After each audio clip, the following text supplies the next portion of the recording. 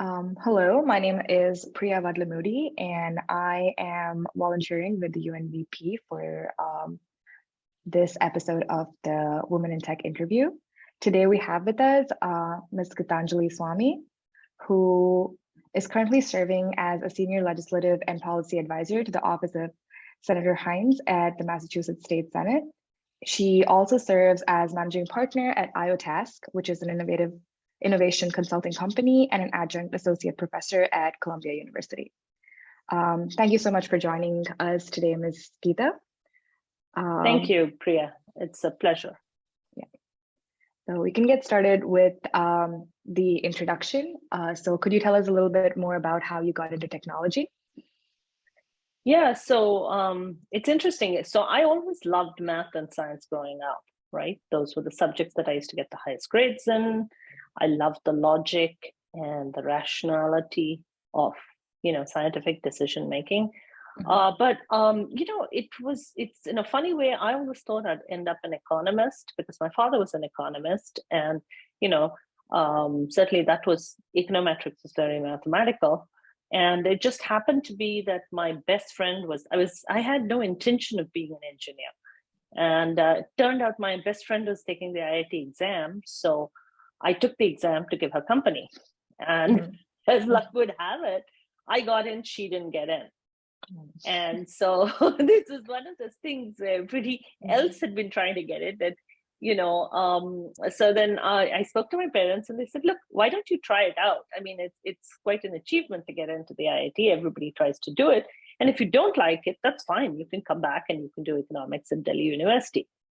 So I went into IIT Kanpur, which is the IIT I'd got into, and I started the program. And actually, I sort of almost fell in love with it. I hadn't taken engineering, drawing, and all the basic classes that people typically take for engineering in my 10+2. But, I started all that. And then, my natural love for science and math just sort of carried me into it. I think that when I look at engineers, there usually tend to be two kinds of people. There are people who are problem solvers and just love solving problems. And there are people who just are engineers and love that particular subject matter. And I think I probably fall into the former category.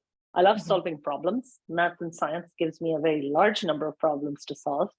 And, it was more, I think, the activity rather than the specific subject matter, if that makes sense. Yeah, definitely makes sense. And you were telling how you never saw yourself as being in the field of engineering, like you were within a path of economics. So how was the transition when you had to switch between going from economics to engineering, which is like hardcore science, involves a lot of math, during your days of engineering and early education? So, as it turned out, you do the same kind of classes, right? You still do physics, chemistry, math, I think the optionality that you had was whether you did biology or you did economics or whether you did engineering, drawing. And so, I had basically done the same physics, chemistry, math classes. I mean, that's exactly what I'd done to get into the IIT exam, right? So, so it wasn't that hard. It was just a matter of bolstering a couple of subjects, but the mindset was already there, right? I mean, I think the beauty about science and math is the way it trains your mind to approach problems rather than, it's specifically this particular subject matter. Yeah. It's like programming, right? If you learn how to program well and you learn the basics of algorithm design, basically computer science, then it doesn't really matter whether you're doing C or you're doing Java or you're doing basic or you're doing assembly programming. The principles, translate very well. Yeah. And when you were in college, you mentioned that within the two categories of people who do engineering, you were the former where you loved problem solving. Was there any specific interest that you developed when you were in college at IIT that kind of guided your decisions moving forward once you graduated, or how did you go about that decision-making process in terms of seeing where you fit in within the world of engineering or within the world of problem solvers?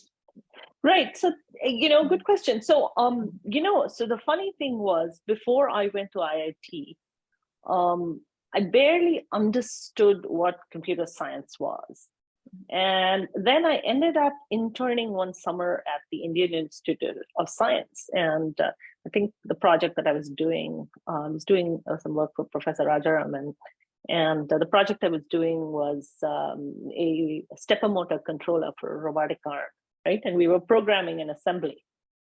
And that sort of really, and so, in order to do that, I had to do a lot of reading on computer science.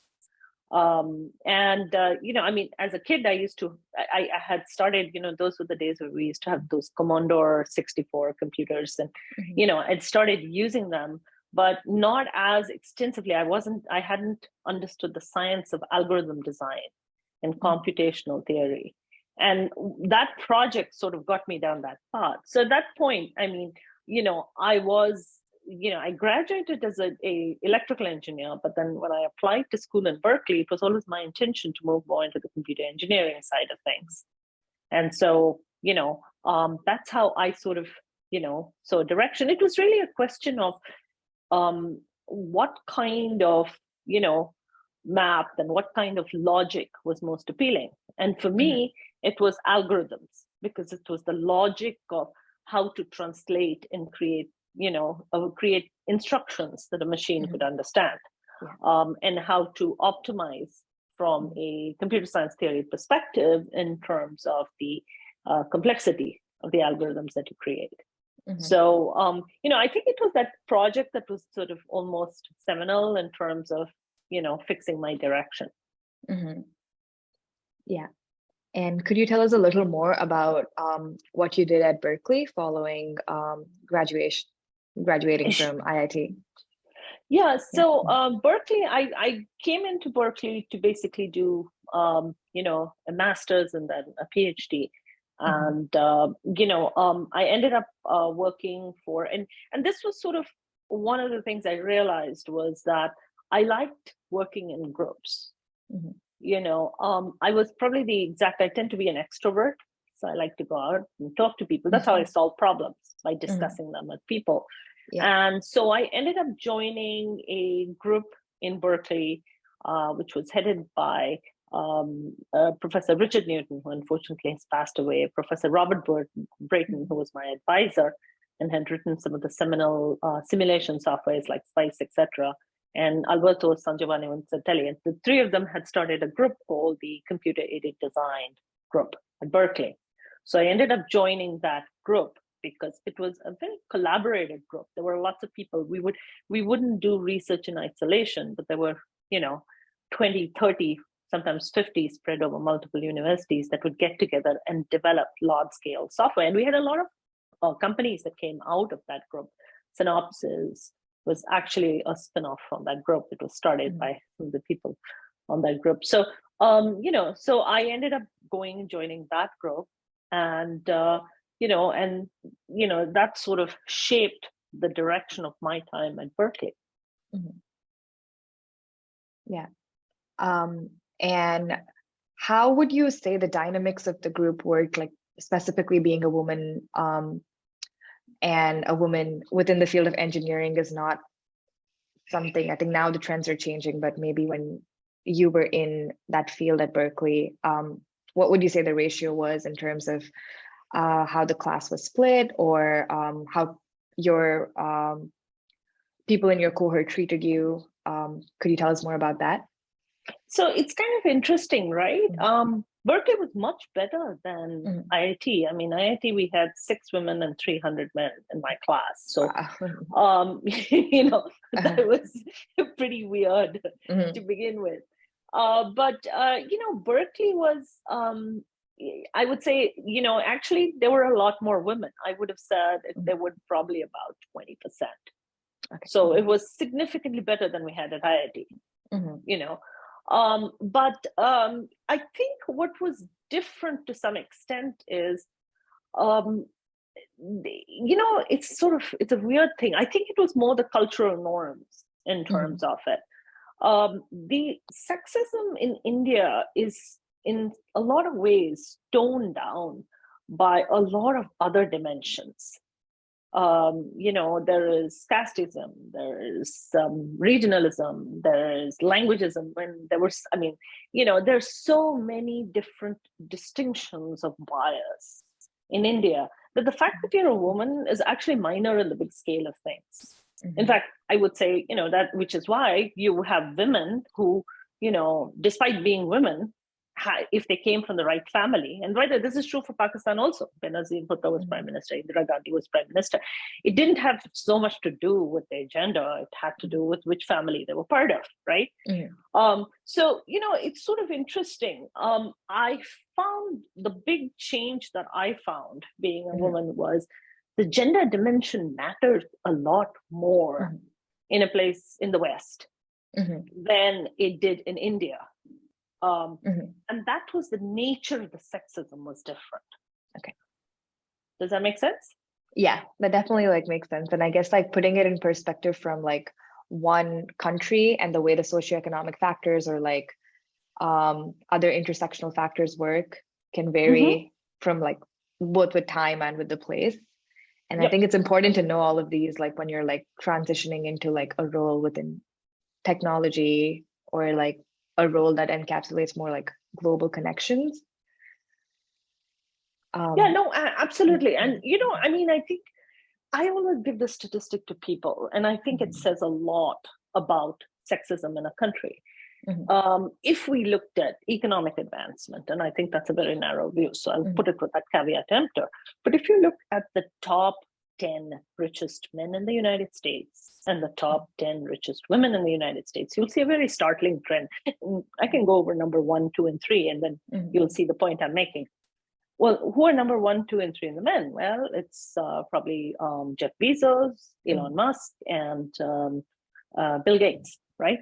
All three are men that were entrepreneurs, tech entrepreneurs, that were able to realize their dreams and start very successful companies. And that's the source of their wealth. And you look at number 1, 2, and 3 in women, it's Mackenzie Bezos, Laurene Powell Jobs, and Melinda Gates. All three are very smart, competent women, but their economic success came from marrying the right guy. And that trend actually continues pretty throughout, that you will see that men are, it's the sexism in the United States is men are masters of their destiny. Whereas with women, it is about who you get married or where you're born, despite whatever qualifications you have.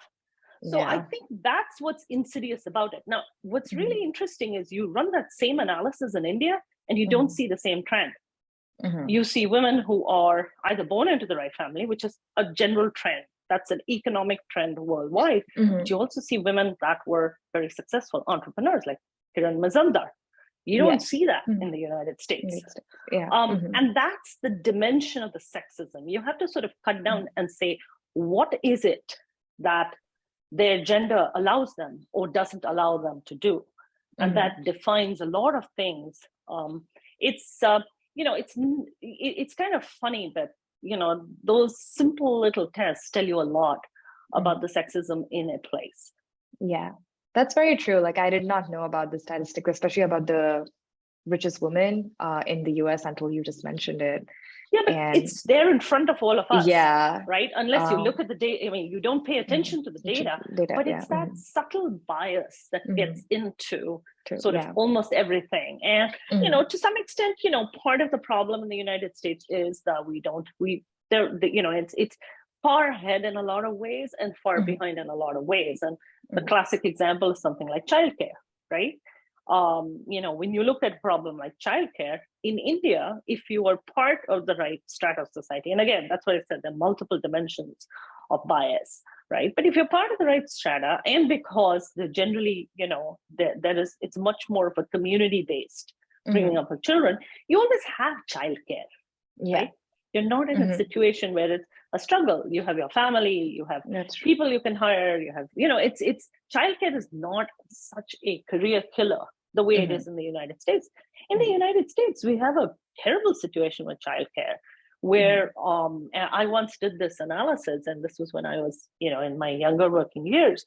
I realized that the cost of childcare is so high, and from a tax perspective, it's not tax deductible. So, we have a situation where private equity gets carry tax, so it has a tax benefit where it doesn't pay income tax at the same level. But mothers, who have small children, don't get to take their childcare as a tax deduction beyond a simple amount, right? Now, at the time, my children, my daughter was small. I think it used to cost about $2,000 to $3,000 to put a child in a decent daycare, right? So you do the numbers there. Let's say it's 2,000 at the low end, right? That means that it's not tax deductible. That means that net nominally you have to earn $4,000 because you have to pay 2,000 in tax and 2,000 to the daycare, right? Yeah. So then over a year it's 48,000, which means if you have 2 children, it is now close to 100,000. Close to $100,000. In those days, an entry-level professor at MIT used to make about $66,000 a year. Yeah, right. I'm not talking about somebody who is like a single mother doing, scrambling to do secretarial jobs, etc. I mean, I'm talking about someone who's fairly high up on the socioeconomic opportunity scale, right? Yeah.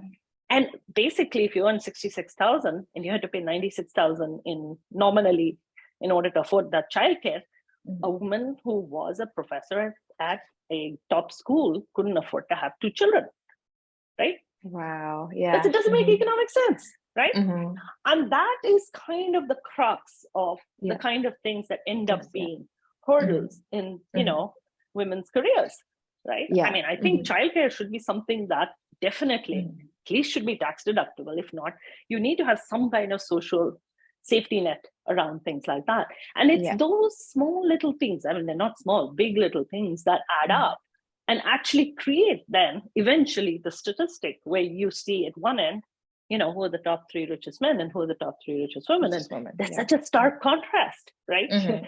So anyway, so hopefully that answered your question. Hopefully not too much of a digression from tech. Yeah, no, but I think one of my question was talking about like managing your work-life balance while you're in tech. And I think you gave a very good example of that in terms of like putting out the numbers, putting out the aspect of having a family and childcare and budgeting and all of that.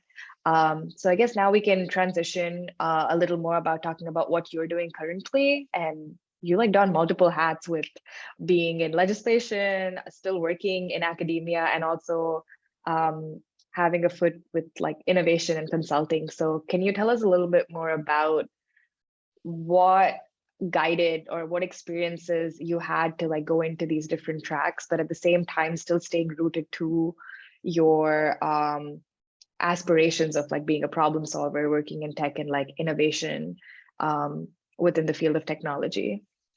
Yeah, so I came into policy and law in a very funny, convoluted path. But to some extent, I mean, I explained to some extent what I saw as structural flaws in our taxation system, which disproportionately penalize women. I saw the same kind of structural inequities, and when I was an entrepreneur, what I found was, women start 50% of the business in the United States, and they only get 2.5% of venture capital funding. And that number hasn't changed, right? You go back and you look, and when I was in business school, they told me, "Oh, don't worry, it'll change in 10 years." 10 years later, the number was still pretty much the same.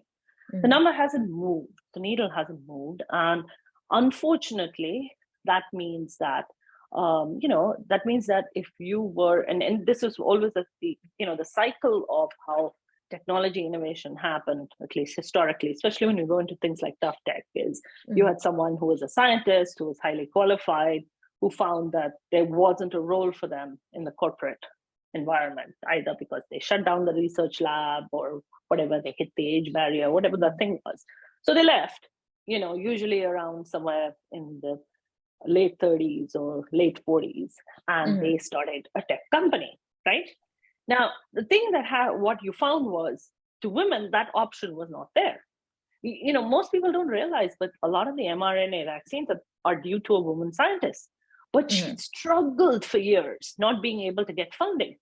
And then flip side, you'll see people, men who are like dropouts out of Harvard getting funded to the tune of $1 billion. So we have what is a capital allocation gap. I mean, Morgan Stanley has they call it the $1 trillion investment blind spot. And that's what they've quantified. They said there's $1 trillion of investment, which we're just not putting into, women and minorities and so on and so forth. And it's purely due to social norms and inherent biases, right? Yeah. And I realized one of the things I realized, and that's the first piece of legislation that I actually got involved in, was I realized that part of the reason is that there are structural flaws in the law, So for instance, the standard civil rights protections against sexual harassment and discrimination, those laws don't apply to the private investment industry. Somehow they apply to banking because we have what are called fair lending laws. They don't apply to private capital, right? Which means that, all the things that we hold an employer liable for sexual harassment or discrimination, we can't hold a venture capitalist liable for. Okay. It's a very funny thing, but it's a loophole in the law. So what I realized is that you needed people who understood enough about it, who had experienced it, right? To go in there and say, you know what, we shouldn't have another generation of women go through the same things that I tripped over, right? Yeah. So let's fix it. It's like Chanakya and the Kusha grass. Let's pull the damn thing out. Let's fix this once for all so that we don't repeat the same mistakes and lose so much human capital, right? We shouldn't have another generation of women technologists suffering because they couldn't get childcare, right? And the cost of childcare was so high that even with a good, well-paying, high status job, they couldn't afford it, right? Yeah. We shouldn't have another generation of women technologists with great ideas. Like, for instance, the woman who invented the mRNA vaccine, struggled to get funding, which has been so easy if you were another gender. So let's fix these structural things. I mean, human beings are not doing bad things because, they're bad. They're doing bad things because we haven't defined the boundaries in society correctly. And that's what the job of laws is, right? If we took away, part of the reason why do people not go around murdering other people? I mean, still do, but not in huge numbers. And part of because it is we have laws now.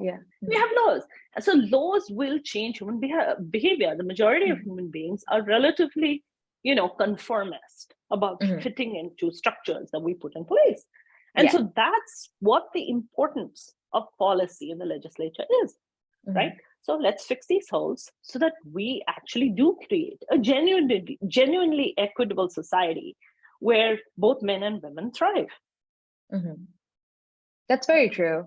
And for fixing the problem at the grassroots level so that people of the future, women especially of the future generations, don't face the same problems as you are, would you say how is the proportion within legislation for women who come in with experience of being in like technology? You have a vast experience and you're using that experience now within the realm of legislation. Would you say the same about everybody else who's in like legislation who come in with the same kind of experience, or how varied? I'm not sure that question made sense, but no, absolutely. And so and I would say that I'm anomaly, but not as much of an anomaly as I thought I would be, at least in Massachusetts, right, which is a fairly progressive state.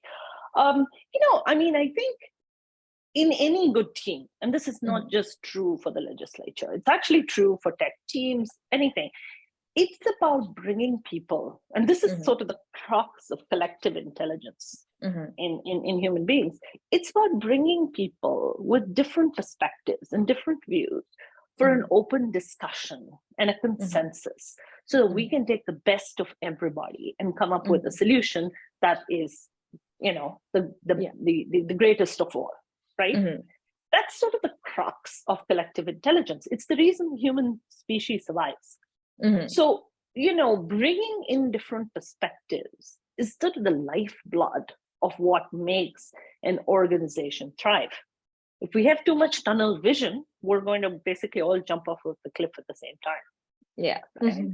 So I think that, there are other people who have PhDs in technology, also in the legislature, surprisingly. Right? It's not the common thing, like it's not, it is somewhat atypical, but it's not a single point.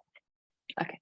Right. And one thing I will say about working in the legislative process is, and this may just have to do with the nature of politics, which is all about dealing with, all people, right? Is they're far more accepting of differences than I have seen in, say, a tech startup. Okay. Tech startups have a notoriously bad problem because they just simply don't know how to deal with differences. Yeah. Right. And that's, I think, in my view, what is unhealthy about the whole tech innovation ecosystem is it's almost built on like the military model, right? You get a bunch of young boys and you give them really powerful guns and you tell them to kill as many people as possible. And that's not a healthy model for developing a society. A healthy model of developing society is about diversity. Exactly. Bringing all the different thoughts and ideas, right? And coming up with an optimal, a public good optimal solution. Yeah. Right. And I think that to some extent is what needs to change in tech. And it's always challenging because at one end, this is the frontier. So you need a certain kind of mindset for innovation. Yeah.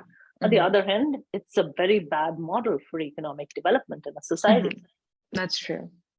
Yeah. And how would you say, particularly as a woman, and with the kind of experience you've had having an engineering background, a master's, a PhD, and so many years of working experience, what were the factors that you think you personally had in terms of your personality or in terms of your working style that you would believe helped you and you would like to see in other women, or you would think would help other women who are starting out? So, kind of funny is like we're all born, we live and we die. Right? Yeah. The only choice you really get is how do you spend your time in between your birth and your death, right? Yeah. And so I think that the important thing about life is to have a learning mindset. You will get the most out of life if you, look at everything with a learning mindset. It isn't about, oh, it's good or it's bad. Throw out the value judgments. That's kind of what holds us back, right? It's about the learning mindset, about understanding, right? And about growing with it. With me, everybody asks, how come you've done so many different things, etc. And it's like, at every point, it was about learning something, right? Understanding how it worked and figuring out how to do it better so that you could leave the world a better place. Where that journey takes you is different for every person. We all make different choices. We're all different beings, right? But the important thing is having that mindset and not looking at it as making a value judgment around it, but looking at that with that exploration, with that curiosity. And I think that if you keep that attitude, that will stand you in great stead. Yeah. That like I think is like very valuable in terms of advice that you can give to like younger women who are starting out, or like if you're facing difficulties within the tech world, which still has like certain stereotypes and it's hard to break through those stereotypes being a woman, this piece of advice, I guess, will like really help a lot. Absolutely. And it applies both for human beings and about situations, right? And, sometimes when you have somebody that's really different from you, the trick is to try and understand what makes them tick, because it will help you, communicate and form bonds much better. And especially the women in tech, you don't have a lot of you out there, right? So it'll help you. And, at the end of the day, the more you understand, the more empathic you are, right? And the better and more effective you are about influencing people who are not like you. Yeah, definitely. And would you say currently for young women who are just starting out in tech, and tech normally tends to employ people who are younger, like between 20s and 30s, and it's hard for them to navigate through like workspaces because a lot of them are just coming out of college, just starting to live by themselves, especially in like a Western economy like the US. Is there any help that they can seek from like a national network perspective, or like from the sense of like in terms of the legislation you're working? Do you think we can develop something where we can give more help or accessory support to these women? Because I think it's still in a minority compared to when you're doing gender proportions. Women Yeah, are still so underrepresented within technology. So how would you help navigate that? yeah, Um, so first is I have to correct the impression here that you mhm, have. Tech is not always young, mhm. right? It really depends on the kind of tech. Yeah, that's Um, true. Mhm, when you get into tough tech, you mhm, actually want you're not, it's like I always ask, are you going to ask a kid who is, just out of college or who's dropped out mhm. of college to do open heart surgery on somebody else? Yeah. No, you're not, Mhm, right? mhm, You're going to expect them to actually go to medical school and have a certain mhm, level of proficiency. mhm, So, this illusion that tech is all young that's a mhm, nice Silicon Valley mhm. marketing thing, sells Yeah. Mhm. sexy, this is how you recruit armies, right? Yeah. Sell young Mhm. sexy people, and then that's it. That is it. Yeah, I guess No, because it I isn't. fall under the same category of age group, so I've just been blinded by that. It was Yeah, my but fault in terms again, of as I structuring said, it. I always go back. I Yeah. think one of the Mhm, greatest innovations of the last couple of years has been the mRNA vaccine. mhm. It was invented by a woman who was like, 65 by the time anyone even recognized her invention, right? Yeah. Mhm, So that's not necessarily true. Tech is all ages. This mhm, ageism has got to go, right?